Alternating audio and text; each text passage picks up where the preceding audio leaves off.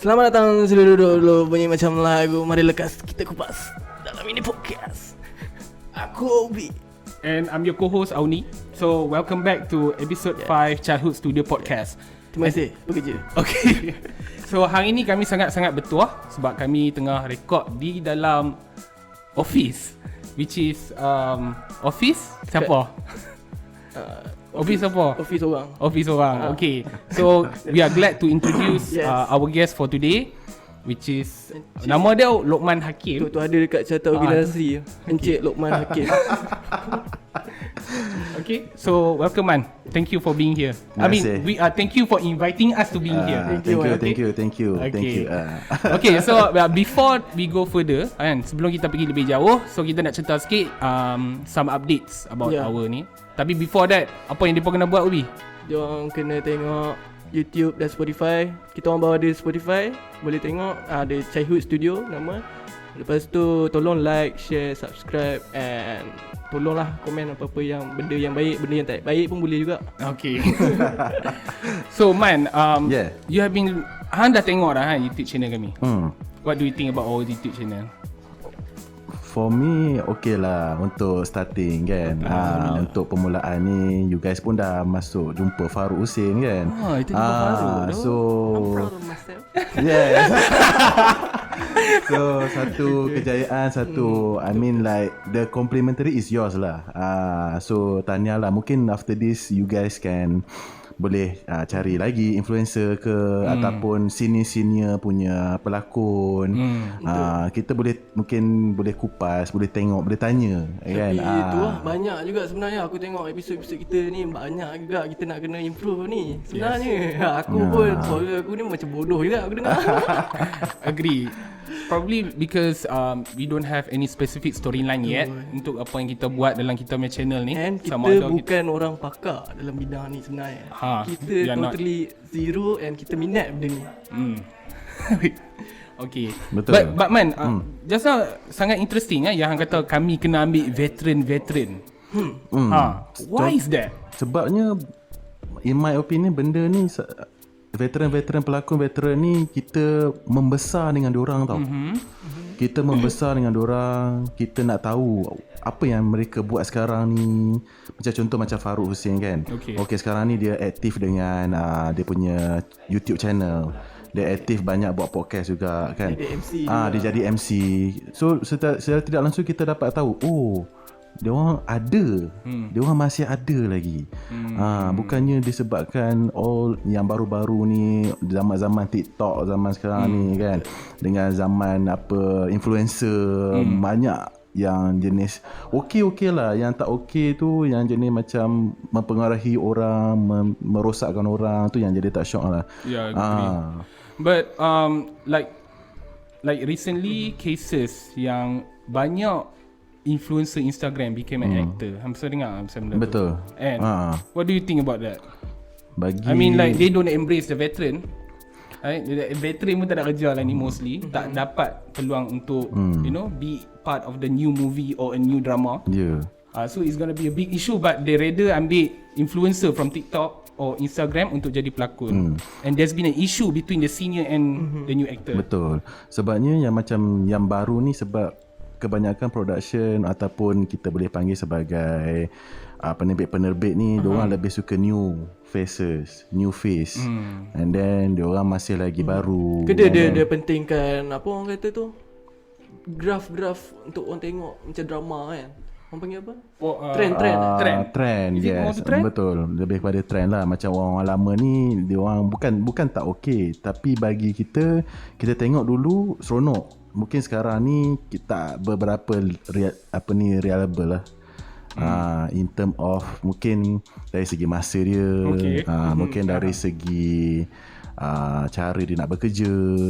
Macam yang baru-baru ni influencer ni okey, tapi a few issues lah kita must look upon into lah. Tu je lah. Tapi man cakap macam ni buat filem Man buat apa sebenarnya kau ni? Okay, before that we already know yang Man sebenarnya involved okay in films. So as we know that, but I don't want to jump into that first. Okay. Aku nak jump dulu apa yang sebenarnya. Satu dulu. Bagi episod 1 dulu. Episod 1, episod 2, episod 3 habis. Okay. So aku nak dengar dulu daripada Man. Actually Man, orang tak kenal hang kita. Orang kenal kami. Orang kenal. Orang tak kenal hang lagi. So please introduce yourself. Okay, seperti yang dia, my name is Lokman Hakim. Saya sekarang ni bekerja di Red Team Sdn Bhd lah. So Red Team Sdn Bhd ni basically company, pada asalnya company buku. Kami ni menjual buku dan kami ni supply buku dekat perpustakaan, perpustakaan awam, perpustakaan di universiti-universiti. And then kami telah orang kata move forward lah. Ataupun upgrade.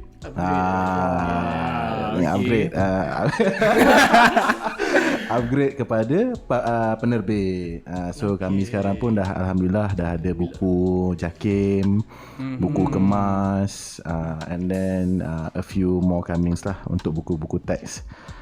So basically Red Team ni lama dah, daripada tahun 2008 lagi. 2008. Daripada tahun 2008 lagi. Masa tu ada bos Bitcoin baru keluar.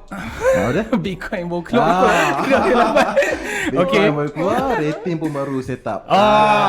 Nice timing. Nice timing lah. So pada asalnya memang basic is library supplier lah. So sekarang ni alhamdulillah kita ada library supplier, kita ada buku teks, kita ada e-book. Dan the latest one is kita produce movie.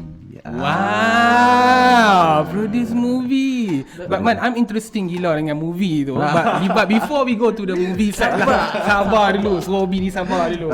Okay, we know that pandemic dah melanda for about a year, and it's already affected banyak sekolah. Banyak sekolah tak dapat belajar like normal, and pemberian buku pun tak boleh. So how does it affect your company? Memang efek teruk lah.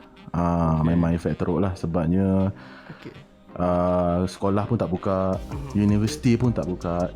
Dalam ataupun secara keseluruhannya institusi pendidikan ni tak bergerak lah. Memang slow gila lah.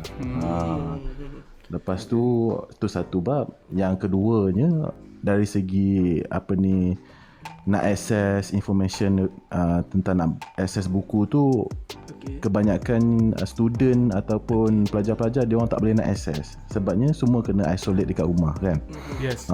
So staff dekat library tu, ada one of my friends kena buang kerja.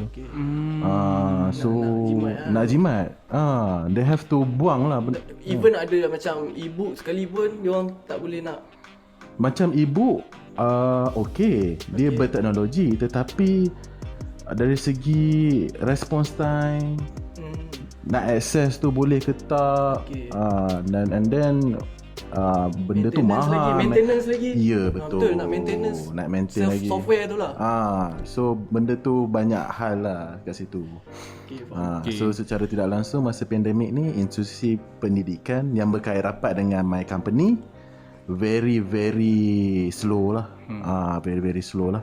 And then in fact masa tahun lepas, start from bulan 3 kan, kita pandemik kan, bulan 3 sampai bulan nak dekat raya tu, our company terpaksa berjimat lah. Kita terpaksa banyak hal lah. So kat situ we have to move on. Tu yang alhamdulillah lah, ada projek buku teks sikit, ada e-book sikit, boleh survive lah. Macam tu lah perjalanan macam company buku ni kan. Dia kena ada macam join penerbit, publish, kena ada join buku teks macam tu. Buku ni bukan sahaja you ada kedai alat tulis saja macam tu. Yes, betul. So dia bukan je kedai alat tulis je lah. Dia buku ni banyak lah skop dia. Ada majalah pun ada, newspaper, buku teks, supplier library, then public library. So skop dia besar lah. Dia bukan sahaja orang kata kau jual buku kau kena ada kedai buku ke? Tak semestinya. So from there kita boleh nampak yang there's a struggle. I mean like not only this company, macam other publisher banyak publisher. Contohnya yang paling famous sekali Utusan lah. Utusan dah tutup. Ya, betul. Dia tutup. My friends tu dia sebab pandemik. Sebab pandemik ni. Okay. Dia tutup lah sebab memang dia tak boleh nak bayar lah kan apa semua. And then tanya my friend pun, dia orang kata most of them kena retrench lah during pandemic tu. Sebabnya of course lah, dan in company kita kena money management tu kena wise lah. Okay. Betul. Kalau tak, yes, habis lah. Itu kalau kita cakap pasal utusan, tapi kalau kita cakap pasal company kau pula, man, kau macam mana nak, apa inisiatif yang ambil untuk nak cover balik company hang COVID ni?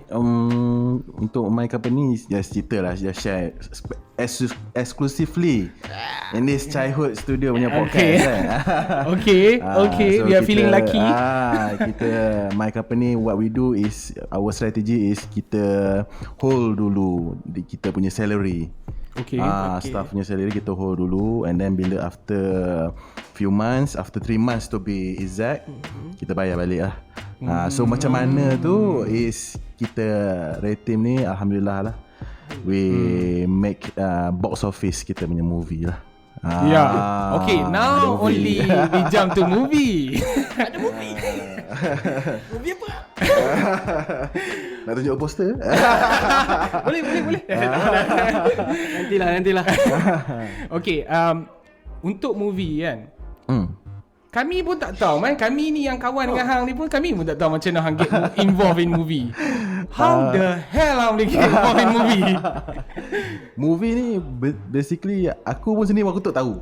Tiba-tiba my boss kata, okay, kita nak buat movie this year. So aku pun macam rasa macam, gila babi kan nak buat movie kan.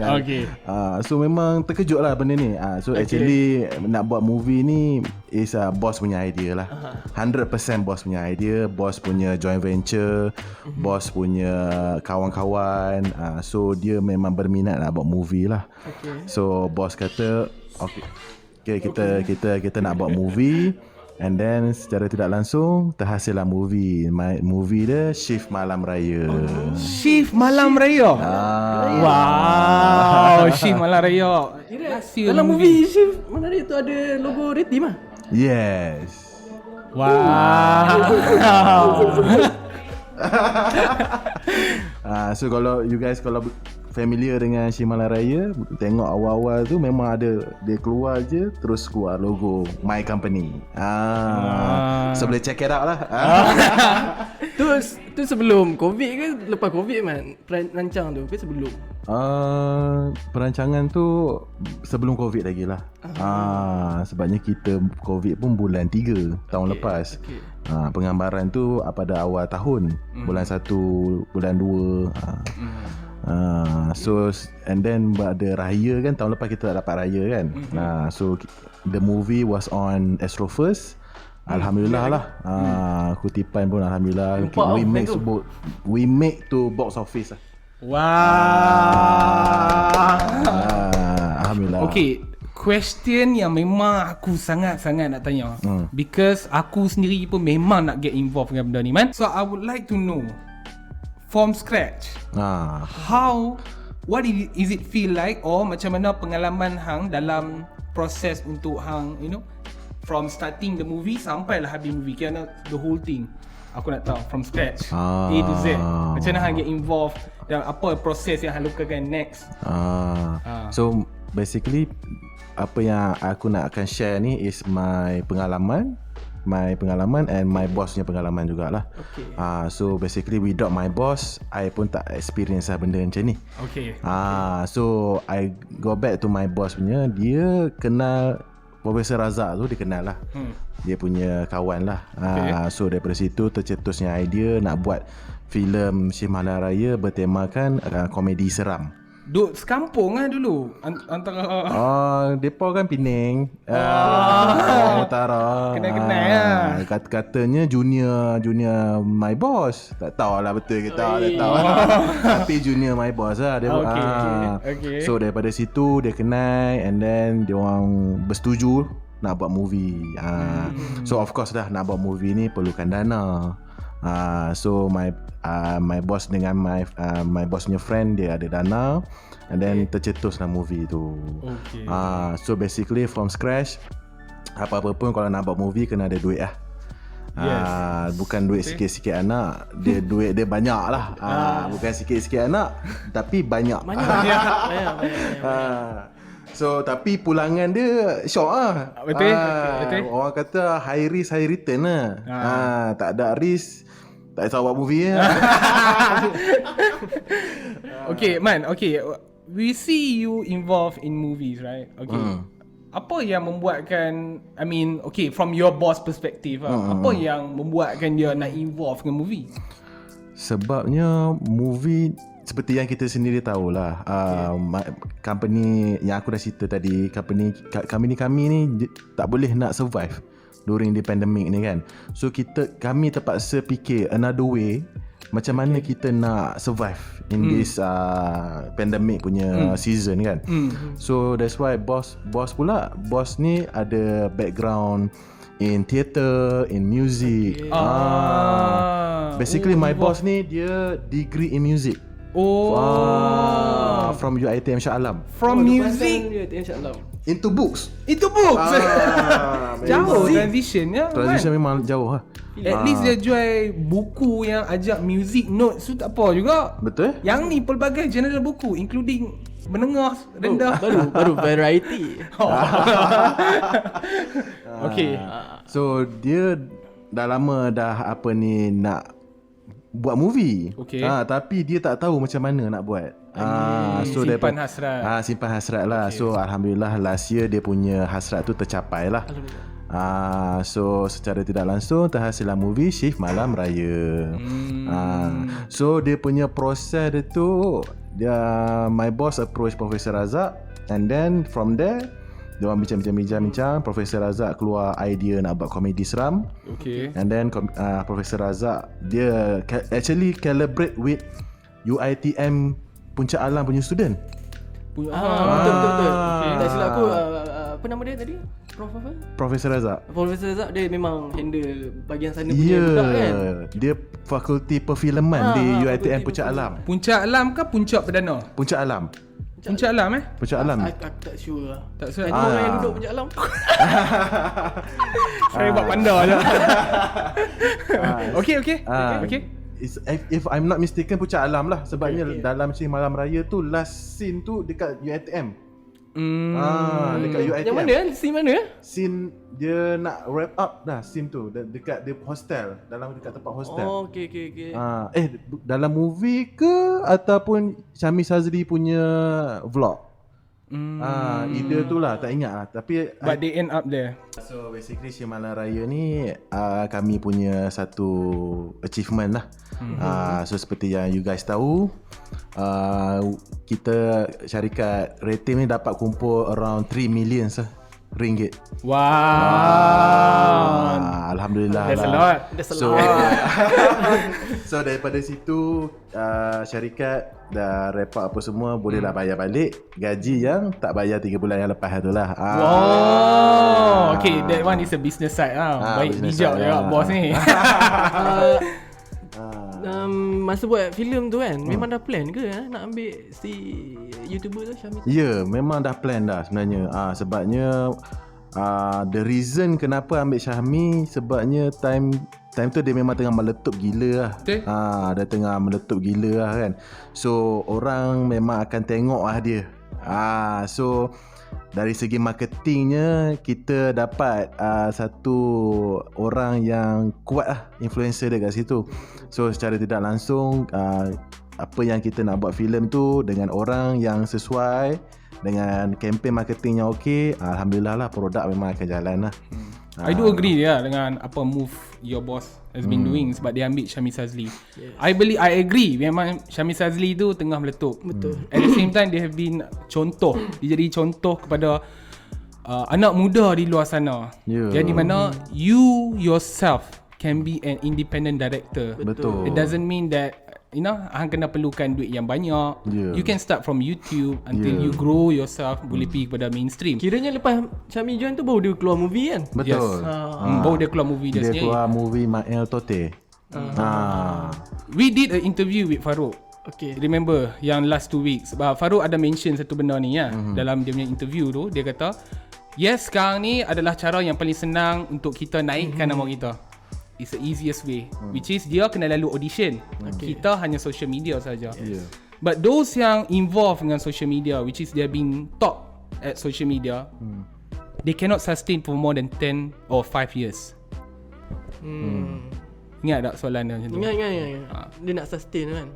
So they cannot sustain for the next 5 years. Dia memang tak top lah. Okay, probably kita boleh tengok salah seorang, I mean like Zuki. One time nama dia memang paling top. Betul.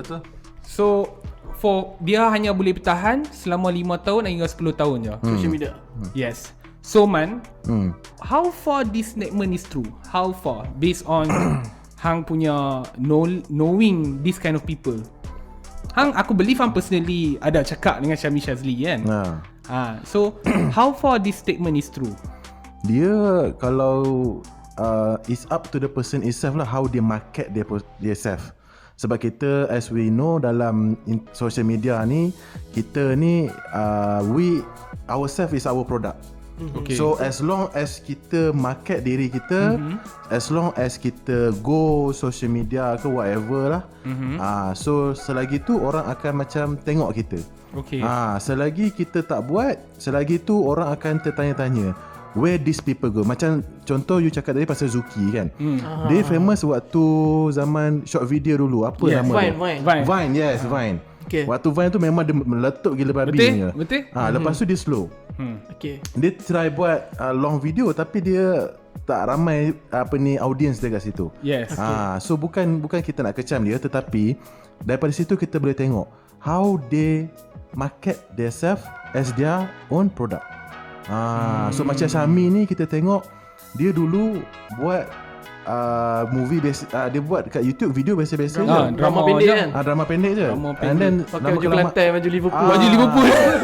Aku So daripada situ dia move, dia marketkan diri dia lagi. Okay. And then dia cari bagi aku dia cari OKU tu is a creativity dia kat situ lah. Sebabnya dia nampak masyarakat Malaysia ni bila tengok OKU ni, tak sangka dia orang boleh berlakon tau. Macam Asif tu kan. Betul. So benda ni is kita panggil sebagai unique selling proposition lah. USP lah, di mana setiap benda pun anything related to ourselves atau macam mana kita nak produkkan diri kita, kita kena cari uniknya diri kita ni. Strongest point. Boleh buka kelas ni. Seminar by Mindbee. Dia terima Ethereum saja. RM1 man. RM1 man tak terima. Okay. Okay Man, soalan lain lah aku nak tanya. Boleh. Kau buat dulu company ni biasa dengan bisnes buku kan. Lepas tu bila cakap dengan pasal tadi movie kan, apa orang kata cabaran ataupun transition lah kan, apa pengalaman baru kau dalam handle benda ni? Banyak. Macam finance ke apa ke? Banyak dah letih lah. Okay. Kena naik turun finance. So mostly kau handle lah benda ni. Okay. Sebabnya office aku ni dekat Sepang. Finance tu dekat Ampang. Satu jam lebih kan. Betul. Memang tahu betul. Lepas tu dengan nak naik turun je lagi kan, dengan nak, yelah of course lah, bila kita nak apply license, dia memerlukan bank statement, audit, company profile, banyak documentation lah nak kena buat. Selain daripada tu pun nak daftar dengan satu perbadanan perfilman Malaysia ataupun bagi finance ni, of course kena ada duit. Nak register. Nak register, nak dapatkan lesen, and then nak kena lepas dah register tu, you kena minta persetujuan dengan persatuan penerbit. Adakah kita boleh nak terbit ke filem ni. Lepas tu you kena join dengan diorang, and then lepas dah join dengan diorang tu, baru dapat authorization, baru dapat recommendation daripada diorang, kita boleh terbit filem ni. So tu bagi I walaupun penat, tapi satu pengalaman yang berharga lah. Agree? Sebabnya tak semua orang tahu macam mana nak apply, nak dapat lesen finance kan. Tapi bagi I tahu macam mana nak dapat lesen finance tu kan. So secara tidak langsung pengalaman tu memang best lah. Okay, so hang dah involved dengan satu movie man, which is a huge achievement for a first movie. Betul? 3 million one movie bukan semua orang boleh buat. Alhamdulillah. Okay. What is your next plan? Of course lah, memang akan buat movie. Okay, wait. Aku suka macam hang, which is hang ni lebih kepada orang yang memang want to change something. Aku believe yang you want to change something, you know. Hang nak buat benda yang baru. Hang tak mau tengok drama pukul 7 cerita hantu ni hang tak mau tengok lah. Hang nak bring new things. You want to bring new things. So by seeing the market macam hang pun kenal orang-orang finance pun macam mana. I won't talk sensitive, tapi kita tahu macam mana industri kat Malaysia ni, which is they want to promote this kind of violent or vulgar movie ni semua. So what is the challenges there man? Macam mana yang hang nak cope up dengan benda ni? To me, benda ni at the first place kita tak boleh nak buat macam American style. Okay. Macam American style, dia buat movie is based on contoh macam biografi, and then movie yang berkaitan dengan war, politics. Macam Malaysia ni kita kena, sebab tu sebelum nak buat movie ataupun any related dengan in our kita business lah, whatever business ke movie ke, kita kena study the market. Sebab tu kita kena study the market, kita kena buat research, kita kena buat survey supaya kita tahu apa yang membolehkan kita menjual, satu. Yang keduanya, apa yang kita nak jual tu kita takkan rugi. Contoh macam kalau kita buat movie pasal, let's say lah, politics in Malaysia. Some people watch, tapi most of the people tak watch. So daripada situ kita dapat tahu, kita boleh dapat that profit, boleh dapat keuntungan daripada movie tu. Tetapi untuk kita nak go big, go volume, tak boleh lah. Sebab hanya certain people je yang akan tengok politics tu. So tu yang maksudnya kat situ. Kalau in term of movie ni, kalau dari segi rancangan masa depan ni, syarikat rating ni mungkin kemungkinan akan buat movie yang berkenaan dengan seram ke, ataupun komedi ke. Macam baru-baru ni, tahniah diucapkan kepada Scott Production, movie penunggang agama, dalam masa sebulan 2 juta. Penunggang agama. Penunggang agama. So dia punya kutipan 2 juta. Very tahniah lah. Sebabnya kat situ kita boleh tengok market orang Malaysia ni suka cerita hantu, cerita komedi ataupun cerita komedi seram. Both campur benda tu kan. Sebabnya it's a entertainment kan. So diorang suka benda-benda macam tu lah. Dalam Malaysia. Agree lah. But I do feel I do feel that movie somehow is a reflection of life. Betul? So everything yang hang tengok should be related to apa kita punya reality ni. So if you're making the same movie, so is it okay? Is it because the movie itself ataupun sebabkan mindset? Kau sebab memang movie macam ni tak banyak keluar disebabkan mindset orang Malaysia ni tak boleh adapt, push forward. No, it's a question. Okay, aku tak condemn or anything. Aku tanya straightforward question tu. Cakap macam orang England. Aku tak condemn. Hanya aku nak tahu macam aku agree dengan statement hang tu, di mana bukan semua orang nak buka politik punya cerita. You know, nak dengar all these kind of things. But okay, for example yang contoh movie politik tadi, aku agree dengan hang yang tak ramai orang yang akan tengok. I do agree. But the thing is, yang aku buat aku confused, adakah movie macam ni yang ibarat macam luar daripada komedi hantu ni rarely exist, orang Malaysia yang memang tak mau? Dah buat dah, tapi kita terlampau banyak sangat kecaman, and then orang Malaysia pun dia orang tak suka sangat apa semua macam ni kan. So to me, better kita buat apa yang orang suka lah, senang cerita. Selamat that way lah. Bukan tak boleh nak buat movie yang extreme, hardcore tu, tapi kecaman tu. Kecaman tu. Sebabnya ialah kita bila buat sesuatu movie ni, kita merangkumi semua aspek. Betul. Kaum, agama, people, kan, tempat, masyarakat. So for play safe, better kita go for apa yang orang suka lah, senang cerita.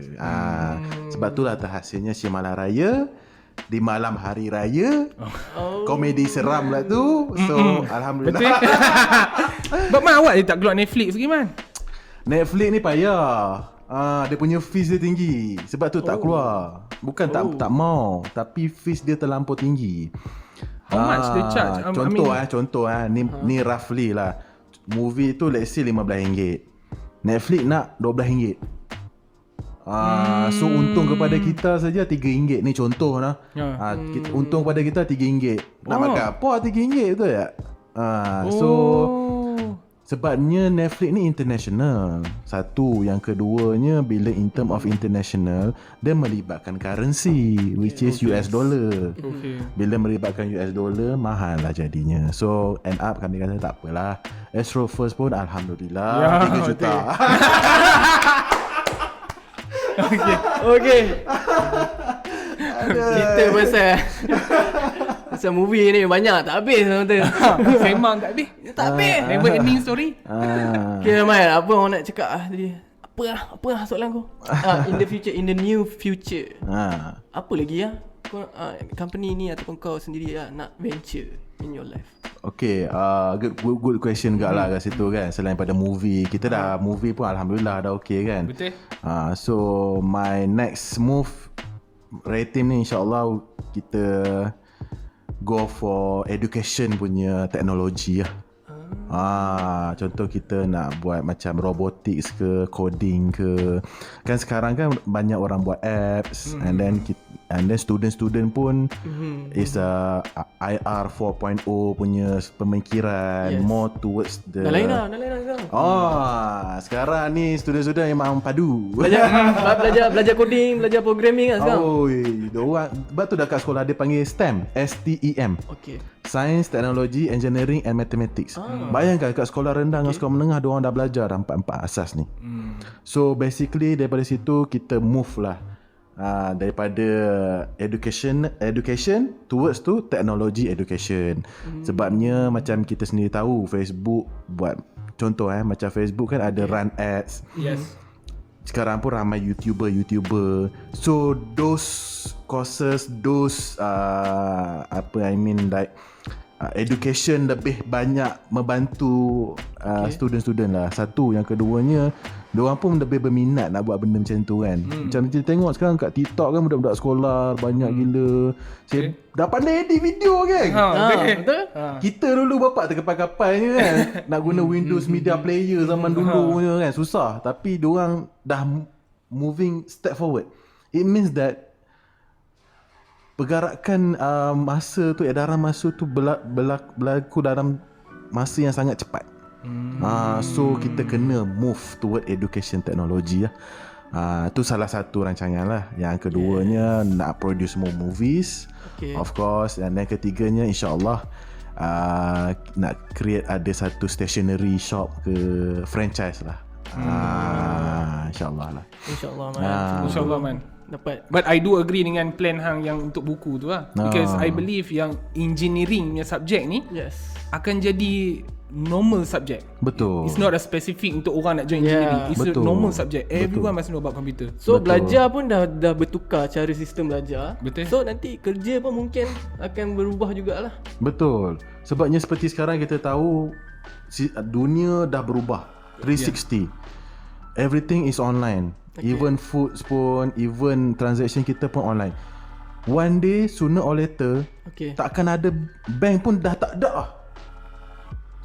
Sebab semua transaction online. Orang nak withdraw duit apa semua dekat stesen minyak. Just satu mesin yang tak perlu pun nak hire staff, yang tak perlu pun nak bayar gaji staff. Just maintain je every year punya commitment. Yes. Nak maintain. Or they don't use the kertas lah. Probably they don't use kertas lah. Kita tak tahu. Kita tak tahu. Tunggu lagi 10 tahun. Dah Tunggu lagi 5G. 50 tahun.